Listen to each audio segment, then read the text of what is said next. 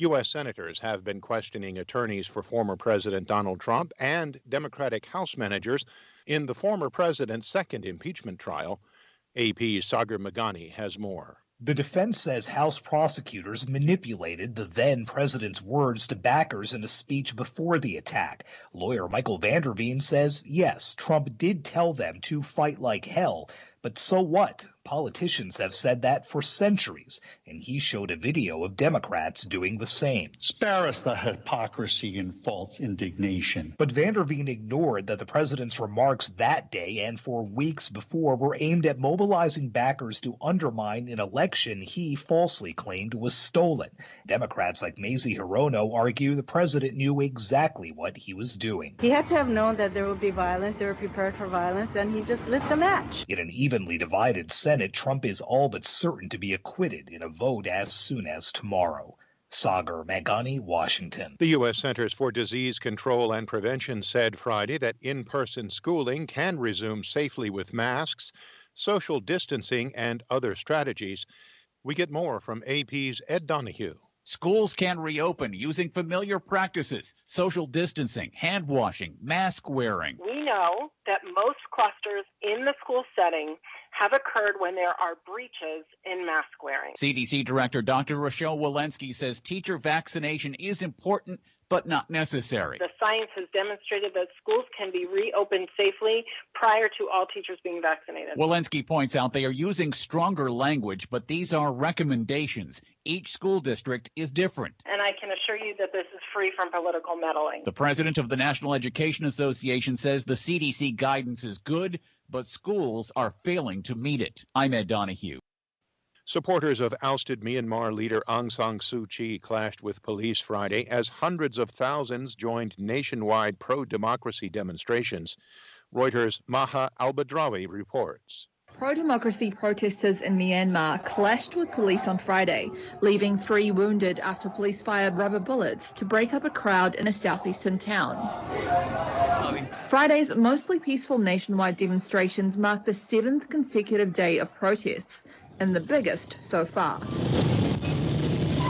Hundreds of thousands of people marched across Myanmar, denouncing the military coup and defying the junta's call to halt mass gatherings. They carried placards, staged dance-offs, and demanded freedom. In Yangon, they plucked the roots off bean sprouts in a symbolic move to show their intention to cut off the country's military roots of governance. That's Reuters' Maha Al-Badrawi. The search is on for a replacement for 2020 Olympics chief Yoshiro Mori, who resigned on Friday and apologized over sexist comments. Reuters' Matthew Larotonda has more. Mori apologized again and stepped down at a meeting on Friday. The important thing is for the Olympics to be held in July. And in order to hold the Olympics, if my presence is a hindrance to the preparations, this cannot be allowed. The former Japanese prime minister started the controversy when he said that women talk too much when he led a meeting earlier this month. He initially refused calls for his resignation and apologized at the time, but the pressure became too much after a second sexist remark. It's not immediately clear who will replace him. Mori's resignation comes just months before the postponed summer games are scheduled to begin. That's Reuters' Matthew Larotonda. Aid workers are warning a sharp drop in temperatures across parts of northern Europe this month has put homeless and vulnerable people at serious risk. AP's Charles de Ledesma reports. German homeless aid group BAGW says 4 people have been found frozen to death since a blast of Arctic air brought freezing temperatures and heavy snowfall to much of the country, while authorities in the southern city of Nuremberg say a homeless woman was found with a newborn baby in temperatures well below freezing. They were taken to a hospital to warm up and for observation. I'm Charles de Ledesma.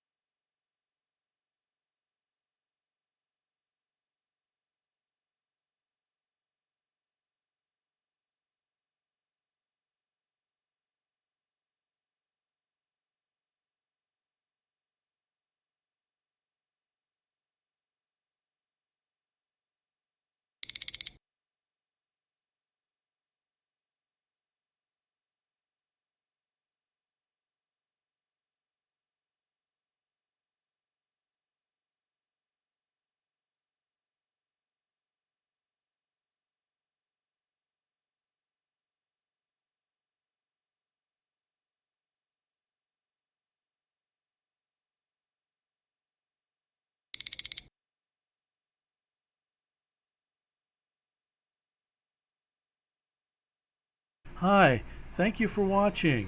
I hope the videos are useful for you. Please subscribe to my channel using the button below.